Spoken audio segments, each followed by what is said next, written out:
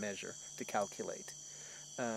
So what was Judeo-Christian about rationalism was that just like Judeo-Christianity, it claimed to explain everything. It claimed to be able to explain the whole. That is the monotheistic nature of rationalism.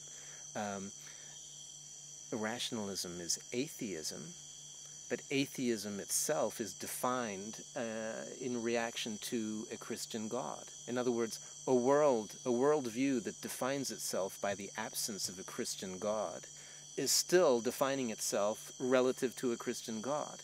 So it's not simple. When scientists, the early rationalists in the 18th century, came upon shamans in different countries around the world, they first defined them as being purveyors of false knowledge. So there has been a deeply ingrained prejudice against modification of consciousness, use of psychoactive plants and shamans for at least 500 years in European cultures. And, you know, there's just this, I think Terence McKenna correctly spoke about beer and wool cultures. And so these people, if you're using any other intoxicant than alcohol, they don't take well to it. And that's how it's been historically. You know, as soon as the Spanish got to Mexico and there were the Aztecs using psilocybin mushrooms, they said, this is the devil stuff.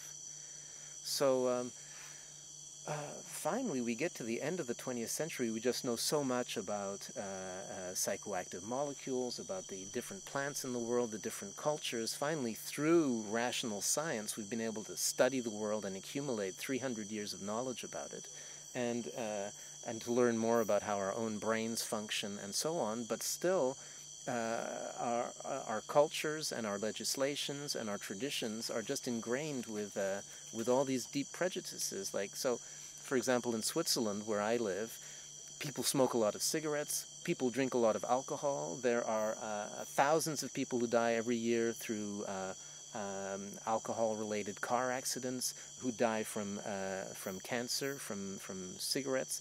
And yet, in Swiss culture, it's still difficult to consider that a plant like cannabis should be legal. You know, and it's just a very difficult political struggle to get this even addressed in any kind of calm way. So we're still a long way from open-mindedness. And actually, I think that using science, as Rick Strassman is doing, to actually try to stay calm and address these substances and how they can be used and what one can learn from them, this is important work. And it's also about opening up Western cultures and, you know, getting Western cultures to look at their presuppositions and their taboos. And, you know, people generally don't like to look at their presuppositions and taboos and, you know, the kind of baggage. Clearly, there's a lot of baggage and a sort of dirty laundry that's in the suitcase that hasn't been unpacked yet in Western cultures around psychoactive plants and substances and around the knowledge systems of indigenous peoples.